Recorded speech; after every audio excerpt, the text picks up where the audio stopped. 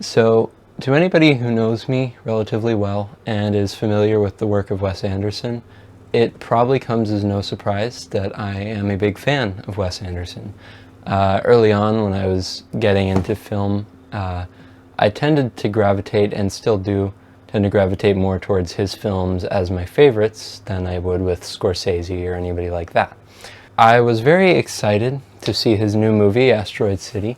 I went and saw it last night, and I'll be honest, it was kind of mid. I really liked it at first, but the more I thought and talked about it, the more I realized it had some issues, and I think those issues are really representative of where Wes is at with his career.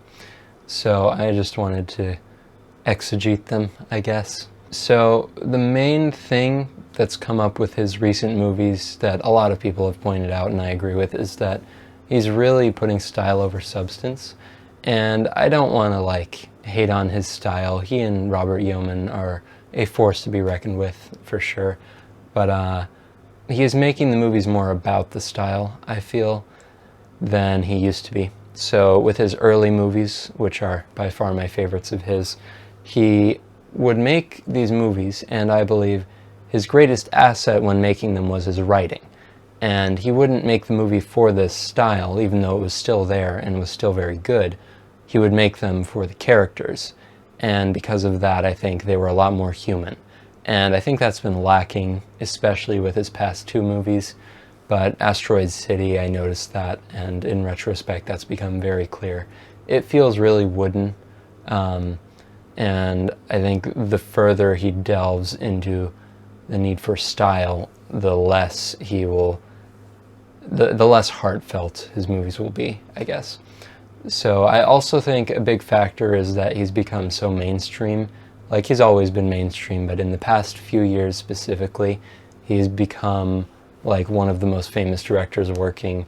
And I think there's just a lot of pressure for him to be like, oh, you're Wes Anderson, so now you have to make a Wes Anderson movie.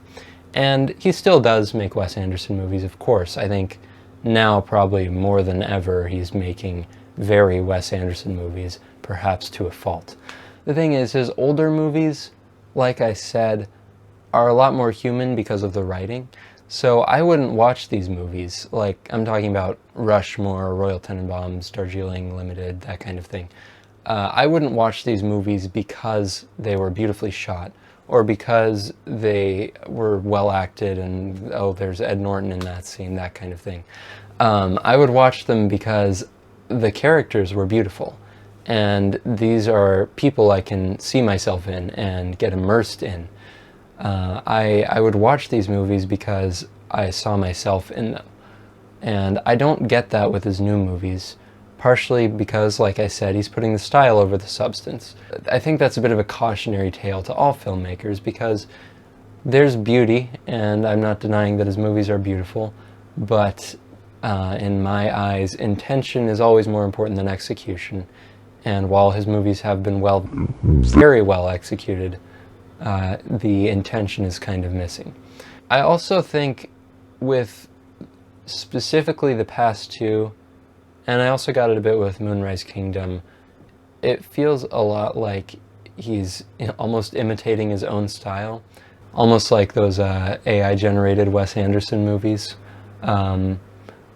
So because of that, it just doesn't have the substance and the vulnerability that I'm hoping to see from Wes. Like, I'll compare him to Peter Bruegel, the Renaissance artist, because Peter Bruegel, similar to Wes, makes these really beautiful, elaborate paintings that are full of life and people, but there's still a lot going on in them. But in his paintings, every single one of the characters you see in them has something going on, has some feeling that's being expressed that you can empathize with. But if you did like an AI-generated Peter Bruegel painting, you would still see his style, you would see what he's trying to make, but they're not human, they're not real at all. And while Wes's movies aren't like super realistic, they're still coming from a very vulnerable, deep, heartfelt place. And I think that's just missing with a lot of what he makes nowadays. So when I say Wes Anderson isn't really Wes Anderson anymore, that's what I mean. So when I go to see his movies, and I'm going to keep seeing his movies, like he's obviously very important to me, or else I wouldn't be talking about it. But when I go see his movies, I'm not watching them in the hopes of seeing people with perfect skin saying quirky, outlandish things.